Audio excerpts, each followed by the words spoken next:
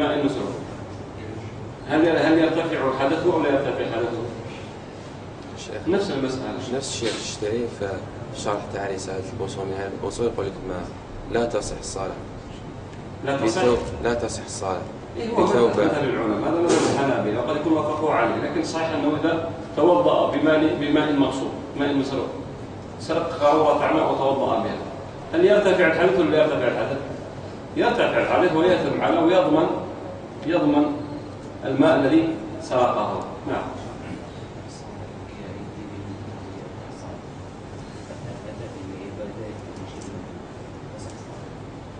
مثل ماذا؟ هذه تصبح من مبطلات الصلاة. هذه نهى عن فعل كذا. لا شك ليس كل منهي عنه يبطل الصلاة. ليس كل منهي عنه في الصلاة. مثلا النبي صلى الله عليه وسلم نهى عن الإنسان أن يفترش افتراش السبع أو الكلب. هل لو افترش افتراش السبع أو الكلب تبطل صلاته؟ نقول لا تبطل صلاته إلا إذا تعالى عمدا. كل من فعل منهيا عنه في الصلاة عمدا أو صلى بثوب نجس عمدا صلاته باطلة. نعم. ومثل لبس عمامة حرير في الصلاة. وكانوا يفرق بين العورة وغير العورة. نعم. وبناء على ما سبق فإن النهي يدخل في العبادات وفي المعاملات ويحكم له بنفس الحكم.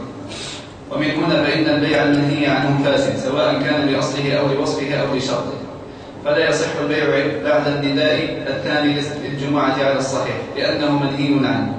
وكذلك الصلاة من يوم الجمعة فاسعوا إلى ذكر الله وذروا البيع، والأمر بالشيء نهي عن ضده أو عن لازمه. نعم.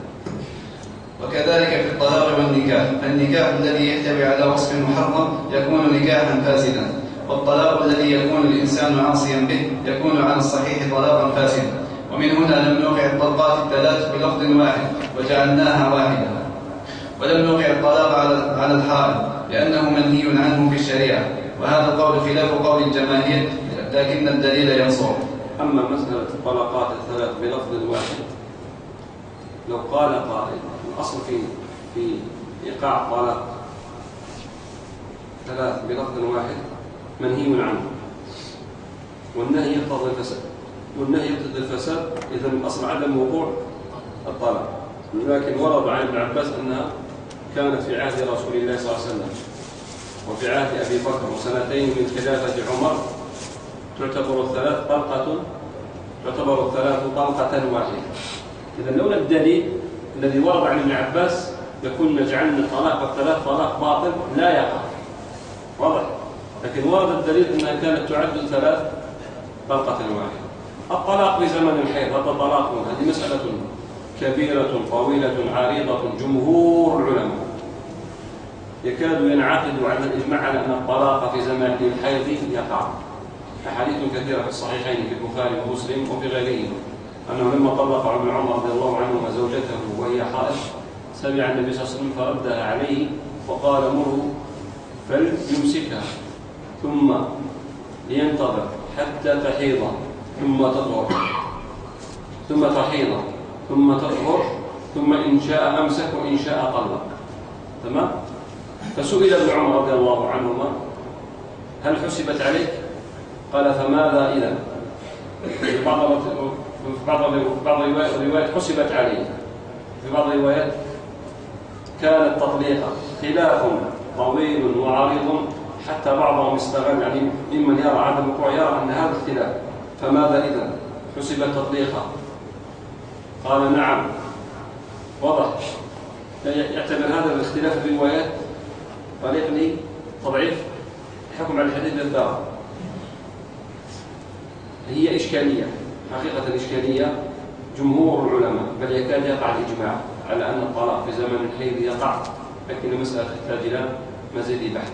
ما أنكر ذلك وأقره بقوة الإمام ابن القيم رحمه الله شيخ الإسلام، معروف أن هذا مذهبه، لكن كما قلت وممن نصر هذا القول الشيخ أحمد شاكر رحمه الله تعالى في كتابه ظاهرة الطلاق ونص على أن أحكام النكاح والطلاق لا يقع منها إلا ما وافق الشرع، يعني الحكم إذا وافق الشرع واضح وقع، إذا خالف الشرع لم يقع ولم ينعقد، بناء على هذه القاعدة التي تقول أنه يقتضي الفساد. لكن كما قلت يعني مسألة يهابها الناس، مسألة حتى البخاري بوب على أن الطلاق في زمن الحيض يقع واستدل بحديث ابن عمر، فمسألة يعني كبيرة جدا. نعم. وكما أن النهي يدل على الفساد فإن النهي أيضا يستفاد منه التحريم، ودليل ذلك قوله سبحانه وما نهاكم عنه فانتهوا، فما نهى عنه الشارع فهو محرم ولا يجوز فعله إلا إذا ورد دليل من الشارع يصرف النهي عن التحريم. فإن قال قائل هل النهي في الآداب يكون دالا على التحريم؟ نقول نعم، الأصل في النهي أن يكون دالا على التحريم، ولا نفرق بين الأحكام والآداب لعموم النصوص، فإن النصوص الدالة على أن النهي يفيد التحريم تشمل الأمرين. وثانيا أنه لا يوجد تفريق مضبوط لا يحترم بين الآداب لا يختلف بين الأحكام والآداب، لا يحترم بين الأحكام والآداب. يعني من هذا الذي يفرق لنا تفريقا دقيقا ويقول هذا من باب الآداب وهذا من باب الأحكام؟ لما يقول النبي صلى الله عليه وسلم لها إذا قام أحدكم من النوم فلا يغمس أداه في إناء حتى يغسلها ثلاثة، فإنه لا يدري أين باتت يده. هل هذا حكم ولا أدب؟ قد تقول أدب وقد يكون حكما لأنه متعلق بالطهارة إلى غير ذلك. فالتفريق بين الآداب والأحكام تفريق يصعب ضبطه. لذلك قال الصحيح أنه النهي يقتضي الفساد في جميع مسائل الشرع، سواء كانت من باب الأحكام أو كانت من باب الآداب، ولا تفريق بينهما. فإن وجد أن هناك من قال هذا النهي هنا لا يقتضي الفساد وإنما نهي كراهة، ليس لأن هذا من باب الآداب لكن له قرينة، فالقرينة قد تكون دليل آخر، قد تكون عمومات، قد يكون مقصد من مقاصد الشريعة. نعم. فلو قيل بأن النهي في الآداب يصرف إلى الكراهة لكان ذلك مجالا لإبطال أحكام النهي كلية، فإنه ما من مسألة يرد فيها النهي إلا يقال هذه المسألة في الآداب، فيقول مثلا اعفوا اللحى هذا في الآداب، يقال نضبط بين الأحكام بين الآداب والأحكام. ومن جهة ثالثة أن الشريعة تعنى بالأحكام والآداب تنتج عن هذه الأحكام. ومن جهة أخرى أن العلماء ما زالوا يأخذون التحريم من النهي في جميع الأفعال. فإن قال قائل نجد بعض العلماء يحمل النهي في بعض الآداب على الكراهة دون التحريم، قلنا هذا خلاف الأصل عند ذلك العالم، فالأصل أن النهي يفيد التحريم بدلالة عمله في بقية المواضع، فإنه يحمله على التحريم. وهذا الموطن الخاص في هذه المسألة إنما حمله على غير التحريم لوجود قرينة أو دليل صارم. ومما يستفاد من النهي أيضا الفورية، فإذا نهي عن شيء فلا بد من الانتهاء عن ذلك الفعل فورا. وكذا يدل النهي على الدوام، فإذا نهي عن شيء فهو منهي عنه في كل الأوقات وفي جميع الأزمنة، ولا يخصص زمان إلا بدليل إلا إذا صرفته قرينة. إذا نهى الشارع عن شيء لا يقال أنا سأنتهي منه لكن ليس اليوم إنما الغد أو الأسبوع القادم أو الشهر القادم أو السنة القادمة، لأن النهي يقتضي الفورية. إذا قال لك لا تفعل كذا معنى لا تفعل كذا من يوم أن بلغك الخطاب الشرعي. وإذا قال لك لا تفعل كذا ليس معنى ذلك أن تمتثل مرة واحدة فلا تفعل ذلك الفعل فتقول أنا امتثلت النهي وبعد ذلك يجوز لي. واضح؟ إذا قال لا تقربوا الصلاة وأنتم سكارى مرة واحدة، لا تقرب الصلاة وأنت سكران، ثم بعد ذلك تقول أنا امتثلت الأمر يجوز لي. إذن النهي يقتضي الفساد ويقتضي الفورية ويقتضي الدوام. هذا معنى كلام الشارح حفظه الله تعالى. نعم. ثم قال المصنف ومتلف مؤذيه ليس يضمن بعد الدفاع بالتي هي أحسن. ومتلف مؤذيه يعني من أتلف من الذي آذاه. إذا أتلفت من آذاك وظلمك وجار عليك وصال عليك، قال ومتلف مؤذيه ليس يضمن بعد الدفاع بالتي هي أحسن. نعم. قال الشارح يريد المؤلف رحمه الله بهذه القاعدة أن ما آذى من الصائل ونحوه فإنه يجوز دفعه بشرط أن يدفع بالأقل فالأقل، فإن لم يندفع إلا بالقتل فإنه حينئذ لا مانع من قتله ومن إتلافه، فإذا أتلفه لم يجب ضمانه ولا ديته. ودليل هذه القاعدة عادة من النصوص الشرعية، منها قول الله جل وعلا: إنما السبيل على الذين يظلمون الناس ويبغون في الأرض بغير الحق. ومنها قوله سبحانه: فلا عدوان إلا على الظالمين. ومنها قوله تعالى: ما على المحسنين من سبيل. ومنها ما ورد في هذه آيات كثيرة: لا يحب الله الجهر بالسوء من القول إلا من ظلم، وجزاء سيئات مثلها. آيات كثيرة أن يجوز للإنسان أن يدفع الضر عن نفسه بمثل ما اعتدى عليه الظالم والجائر. نعم. ومنها ما ورد في الحديث أن النبي صلى الله عليه وسلم قال: ترافع له رجلان عض أحدهما يد الآخر فنزع يده فسقطت ثنيته، فقال النبي صلى الله عليه وسلم: يعض أحدكم يد أخاه كالفهد لا دية له. واضح. يعني لما عض ذلك الرجل يد الرجل سحب يده، فكانت عضته قوية، فلما سحب سقطت ثانية العاض، فجاء يشتكي يريد أن يضمن له. واضح.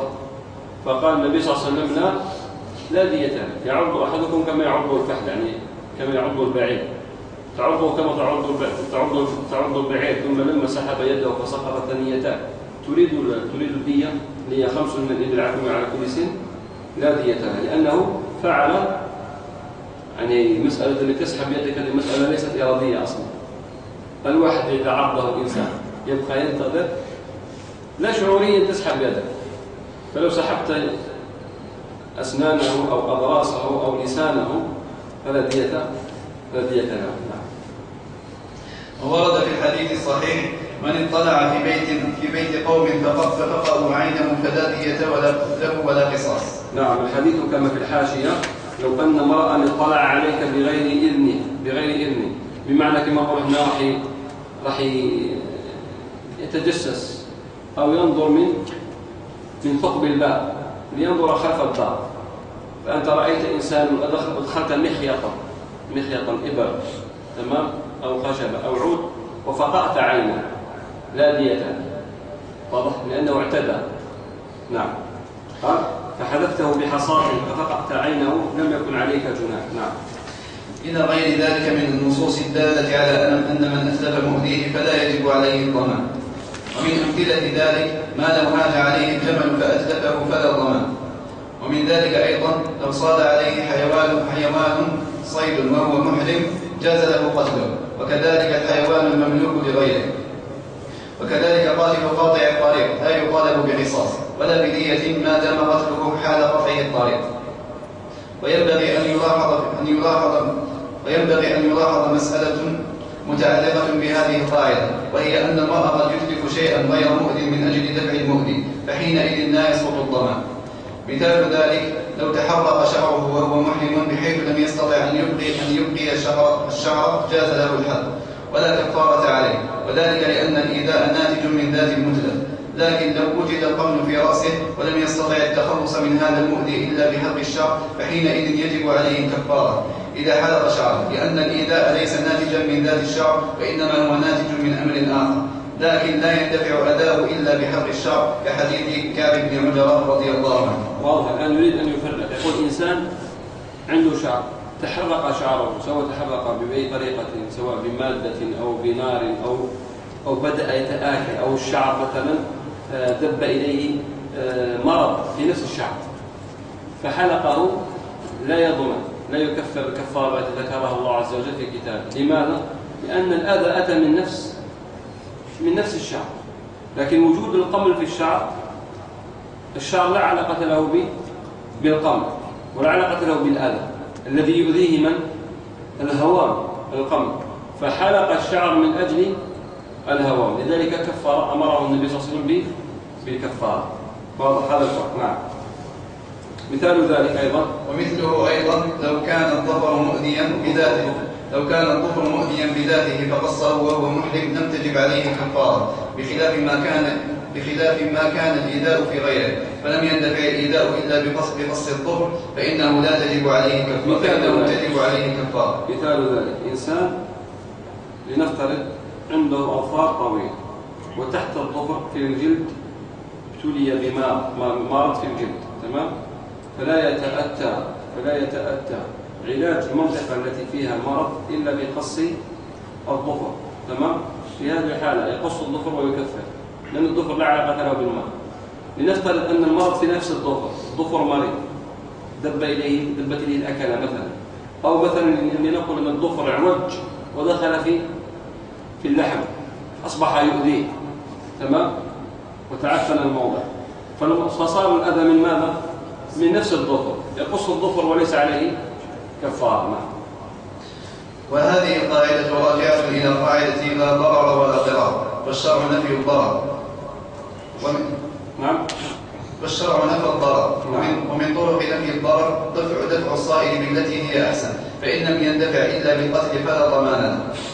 والصائل المريد للقتل يجب دفعه ولا يجوز تركه إلا في حال الفتنة، لقوله تعالى: ولا تلقوا بأيديكم إلى التهلكة. وأما المريد للمال فإنه يستحب دفعه لما ورد من النهي عن إضاعة المال. جاء رجل إلى النبي صلى الله عليه وسلم فقال: يا رسول الله، أرأيت إن جاء رجل يريد أخذ مالي؟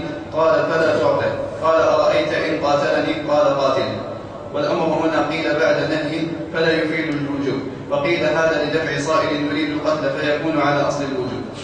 يقول المحقق، يقول: رواه مسلم حديث فلا تعطه، قال: أرأيت إن قاتلني؟ قال: قاتله. قال: تمام. أرأيت إن قتلني؟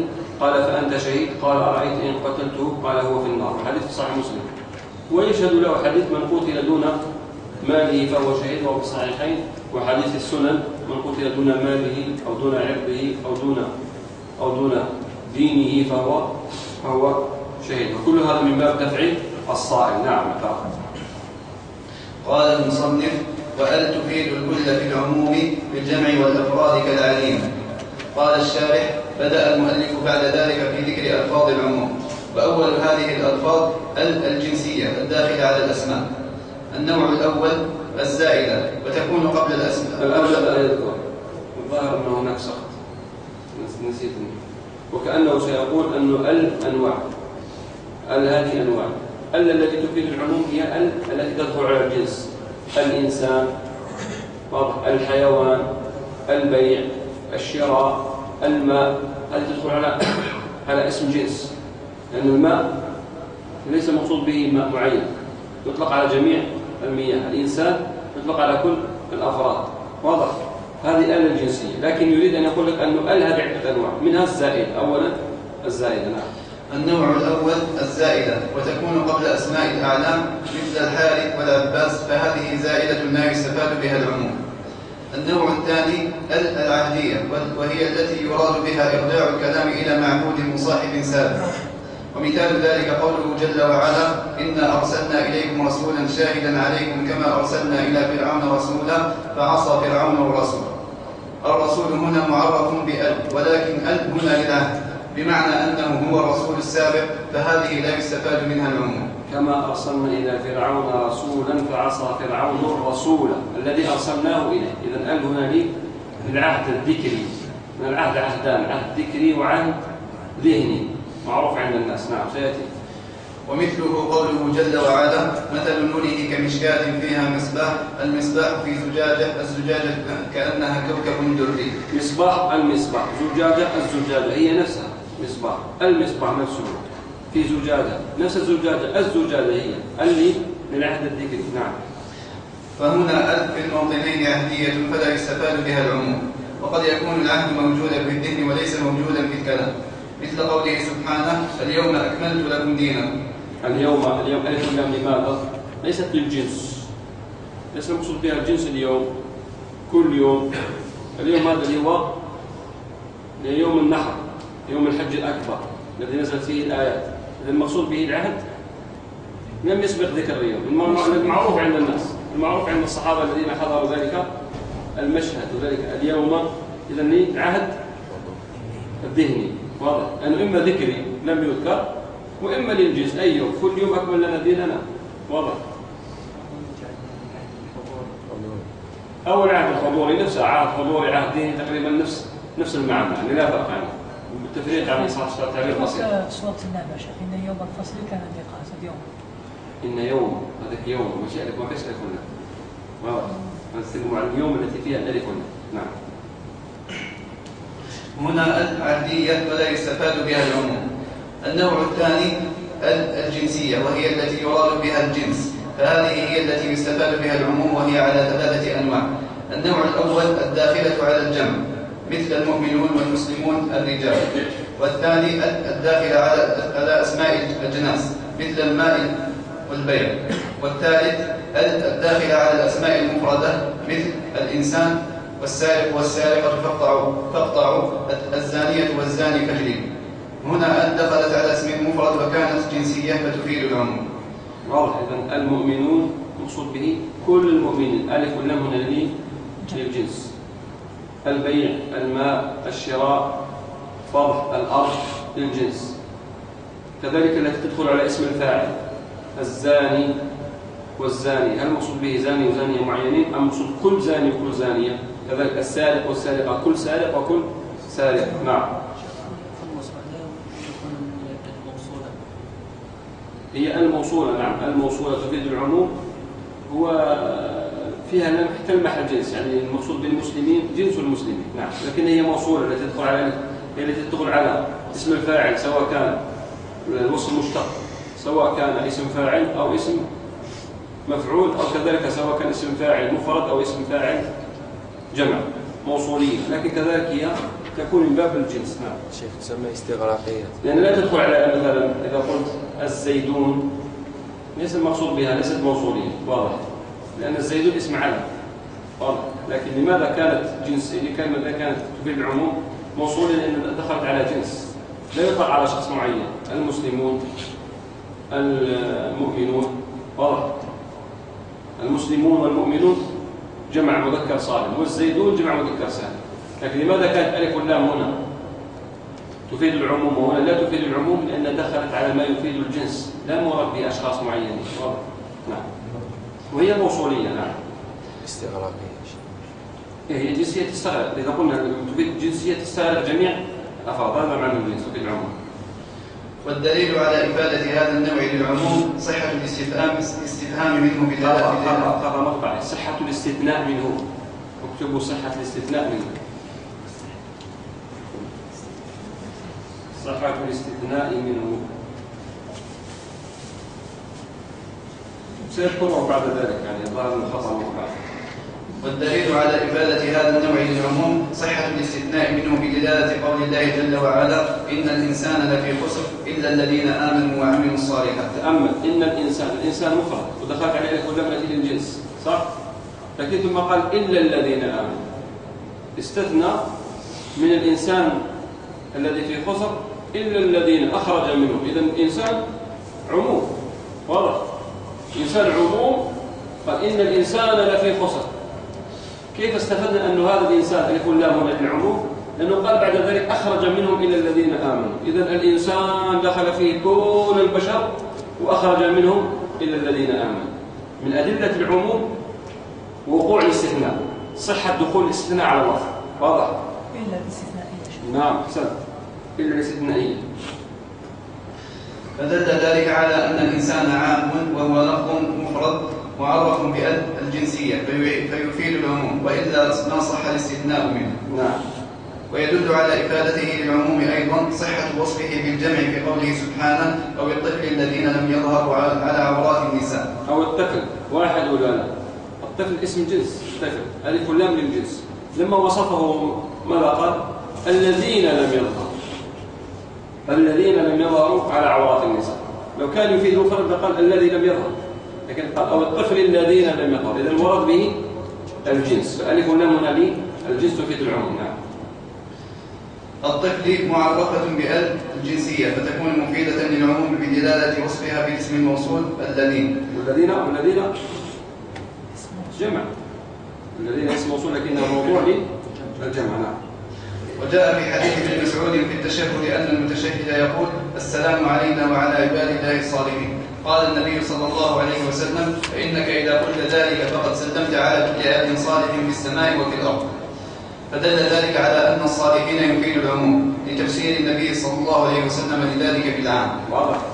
نفس المسألة. الصالحين فقال صلى الله عليه وسلم على كل عبد صالح في السماء وفي الأرض، لأنه اسم جنس دخلت عليه ألف واللام فأفادت العموم. ومن هنا فالأصل في البيوع الحل لقوله تعالى وأحل الله البيع. لماذا؟ لأنه اسم جنس دخلت عليه ألف واللام فأفادت العموم. نعم. إذا تقرر ذلك فإن قول المؤلف رحمه الله هنا كالعليم لا يصح أن يمثل به في هذه المسألة، لأن هنا عدية وليست جنسية، وكون هذا اللفظ يستفاد به وصف الله عز وجل تمام هذه الصفة. فهذا وصف الله عز وجل ظهر بتمام هذه الصفة. الظاهر اكتب جمعة لعل بتمام. وكون هذا اللفظ يستفاد به وصف الله عز وجل بتمام هذه الصفة، هذا مأخوذ من كون هذه الصفة صفة مشبهة وليس مأخوذا من كونه معرفا بها. ولو قيل إن هذا اللفظ يفيد العموم لكان في ذلك موافقة لعقائد أهل الحلول والاتحاد، وهي عقيدة فاسدة، لأنه إذا قيل هي للعموم كان قولك أسأل الله العليم كأنه قيل أسأل الله الذي هو كل عليم. ولا شك أن المخلوق يوصف بالعلم، لكن لكل علم يناسبه، فيتقرر من ذلك أن اسم العليم لا يصح أن يمثل به على هذه المسألة. وفيما قاله نظر. لماذا؟ لأن الآن لما نقول ألف واللام في الإنسان تمام تفيد العموم كل إنسان. لما هو قال وأن تفيد الكل في العموم في الجمع والأفراد كالعليم، هو لا يقصد بالعليم هنا اسم الله عز وجل، واضح، لأن العليم بالنسبة لله عز وجل اسم علم، واضح، وليس اسم جنس. لكن مثل لو قال مثلا وأن تفيد الكل في العموم في الجمع والأفراد كالطبيب، نفس الوزن كالطبيب، يصح ولا لا يصح؟ يصح. هو أراد فعيل أن يمثل باسم على وزن فعيل، تمام، دخل عليه ألف واللام. الطبيب اسم جنس ولا لا؟ دخل عليه ألف واللام ولا لا؟ يفيد العموم ولا لا؟ كذلك هو المقصود به العليم، العالم، الخبير. ولو قال العالم يمثل قام البيت. العالم اسم جنس ولا لا؟ دخلت عليه الألف واللام، يدخل فيه كل عالم ولا لا؟ واضح. قل العالم مسؤول عن علمه، هل المقصود به عالم معين ولا كل عالم؟ تمام. فهو فقط بدل ما يمثل بالعالم ولا الصانع مثل بالعليم لأنه أقرب إلى الوزن، فلا علاقة له فيما ذكره. يعني إن صح التعبير يعني نقلنا نقلة كبيرة إلى قضية الحلول والاتحاد وأن العليم. يعني أنا لا أتصور كيف وصل إلى هذا النقطة، يعني كيف راح لهذه المسافة البعيدة وقال العليم هو الله والعليم. إذن هناك كثيرون يوصفون بالعليم على أنهم الله، إذن هناك أكثر من عليم مثل الله، لا علاقة لها بذلك، واضح. هو المقصود فقط العليم. لو قلت العليم قصدت بها العالم، لا شك العالم الألف واللام للعالم اسم جنس دخل عليه في العموم، مثل ما قلت الطبيب، يعني كل شيء لو قلت الطبيب، البيطري، الفلاح، الزارع، تمام. فليس المقصود به الآن في هذا البيت اسم الله تبارك وتعالى. هل يتصور أنه قصد الشارع المصنف رحمه الله يمثل الاسم المفرد الذي دخل عليه الف واللام باسم الله تبارك وتعالى، بمعنى اسم الله يعم، اسم الله ليس خاصا بالله بأن يعم عدة أفراد؟ لا يتصور. فهذا بعد، في هذا بعد شديد.